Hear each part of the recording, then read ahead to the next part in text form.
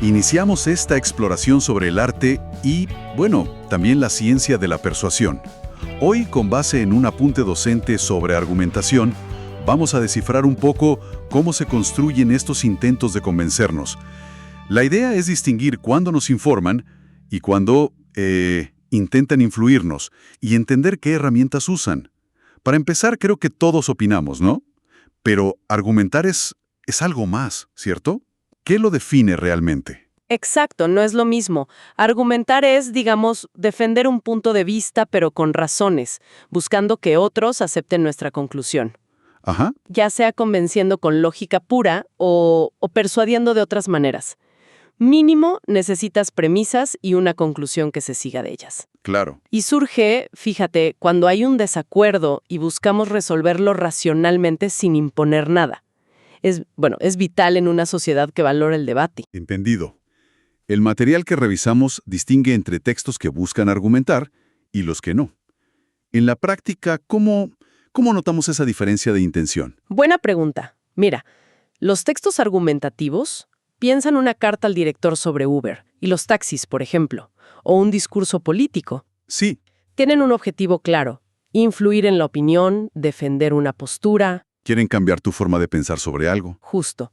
En cambio, los no argumentativos, una noticia sobre un incidente en el metro, un manual, una definición de diccionario, buscan más bien informar Ajá. o describir hechos de forma más neutra. Aunque, claro, hay que decirlo, incluso al seleccionar qué noticia cubrir, ya hay una valoración ahí, ¿no? Por supuesto, la selección misma ya comunica algo. Y esto nos conecta con dos enfoques que menciona el texto, dialéctica y retórica. ¿Suenan un poco formales? ¿Cómo se aplican en la vida real? Sí, pueden sonar así, pero fíjate que son como dos caras de la argumentación, según Aristóteles. La dialéctica sería el ideal del debate lógico, La búsqueda de la verdad, digamos. algo así, o al menos de la conclusión más aceptable mediante el examen crítico de argumentos. La retórica, en cambio, se centra más en el arte de persuadir en una situación concreta. Ajá. Usa todos los recursos del discurso, no solo la lógica estricta. Y aquí es donde vemos que, a veces, un argumento que lógicamente no es tan fuerte, persuade un montón. Claro. Y al revés, uno impecable no mueve a nadie. Piensa en los debates sobre seguridad ciudadana. Uf, sí. Apelar a la mano dura toca fibras emocionales, puede ser muy persuasivo, aunque los datos sobre su eficacia real sean, discutibles. Esa tensión entre lógica y persuasión es fundamental. Y Aristóteles, mencionas, identificó como un kit de herramientas para la persuasión retórica, ¿no? Las famosas 3 causas. Así es, patos, etos y logos son, digamos, los pilares para entender cómo funciona la persuasión. A ver, cuéntanos. El patos. El patos apunta directo a las emociones del auditorio. Un buen orador tiene que sentir, empatizar con el estado de ánimo de su público. Eso es la simpatía griega. Y usar el discurso para generar sentimientos. Miedo, confianza, compasión. Exacto. Emociones que hagan a la audiencia más receptiva a su mensaje. Conectar emocionalmente es clave. Y el etos. El ethos es la credibilidad que proyecta quien habla. Su reputación previa ayuda, claro, pero lo crucial es cómo se presenta en el discurso.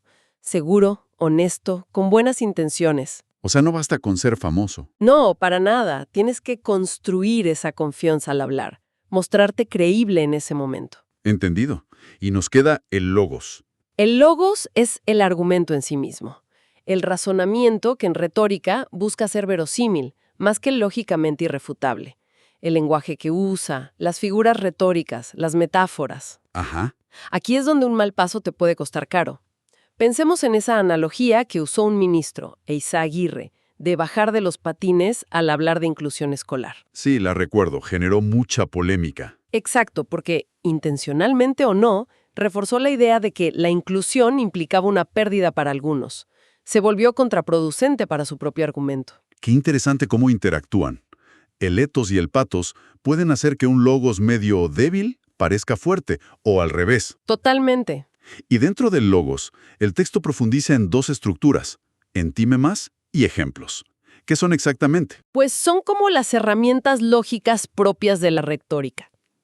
El entímema es, imagínalo como un silogismo, pero más informal, más del día a día.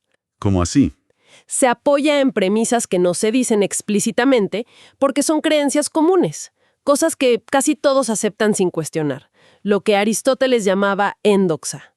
Ideas que flotan en el aire, digamos. Eso mismo.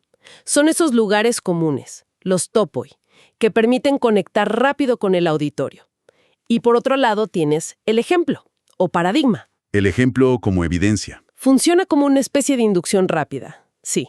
En vez de presentar muchos datos, usas un caso particular, una historia, algo que resuene con la experiencia de la gente. Claro, a veces una historia impacta más que 1000 estadísticas. Exacto.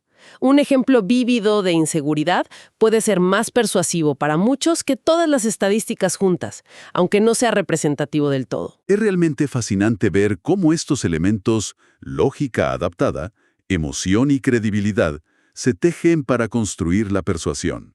Nos da como un mapa para analizar los mensajes que recibimos todos los días. Precisamente.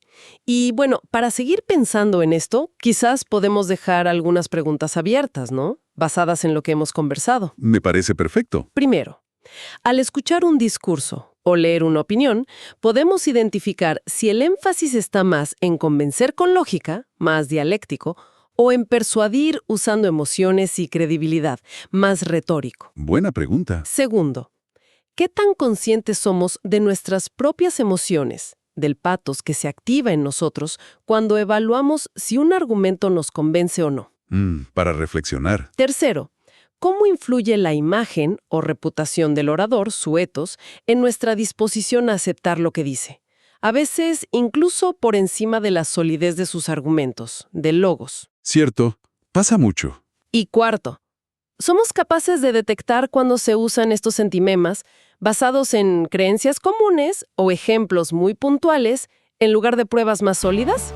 Y si los detectamos, ¿cómo decidimos si son válidos en ese contexto o si son, bueno, más bien manipuladores?